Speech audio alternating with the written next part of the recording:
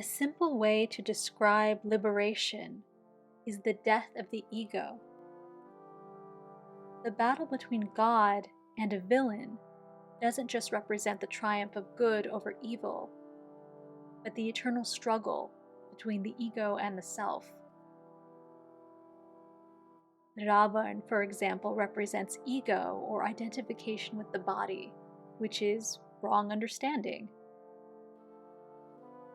By killing Ravan, Ram has eliminated wrong understanding, thus paving the way for right understanding, him.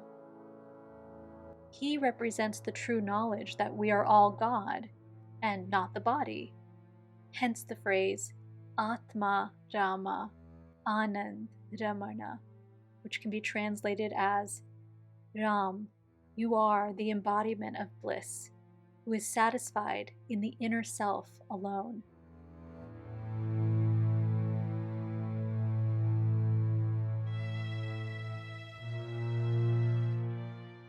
Antagonists and villains are often perceived as cautionary tales meant to illustrate the terrible consequences of hurting others, or exhibiting too much arrogance and selfishness. And the simple lesson is, don't be like them. Don't do those things. But there's so much more we can learn from them. We can take inspiration from the intensity of their emotions toward God. Engaging in chintan, or focus on God in any capacity, will yield spiritual fruits. Privately sharing our anger with God, or getting angry at God, is encouraged on the spiritual path. In their poems, Indian saints aren't shy about expressing their frustration with God. Your words have become as rare as gold. Why don't you speak when I call unto you? No matter how much I plead with you, why don't I see an ounce of compassion? If you call yourself the Lord of the fallen, why don't you lift me up?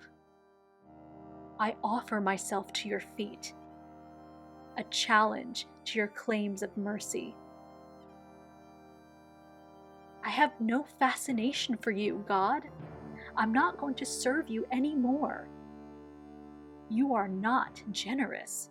Why do you carry this false pride of greatness? We, the devotees, are the source of your strength. You have no power of your own. God, do I not understand your secret? In the Skanda Purana, Lord Shiva says to the goddess Parvati, one must never lie before the Guru. Offer everything to the Guru, including that which you find repulsive or shameful, for it will all be burned to ashes in the fire of yoga.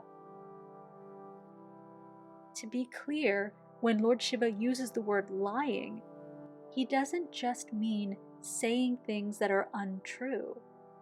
He also means withholding things about yourself from God and the Guru, like emotions or thoughts that you consider shameful or ugly or even blasphemous. Our relationship with God and the Guru is supremely unique in that they will never judge you. You can say anything you want in front of them without fear. Indian saints describe God and the Guru as the greatest shelter, an immense tree that offers shade from the blistering heat of the world, where a disciple can sit and bare his soul.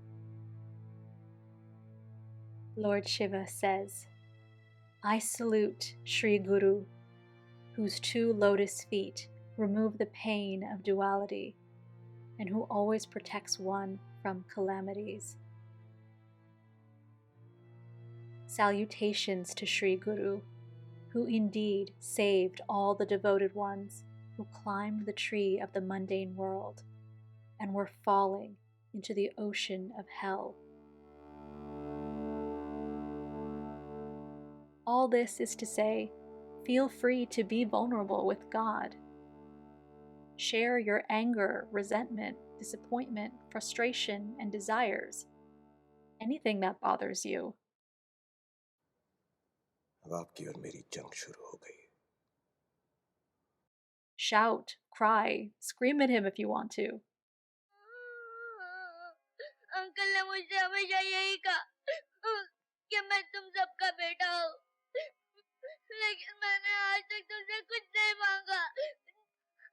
अब तो doctor साहब से भी कुछ नहीं होता.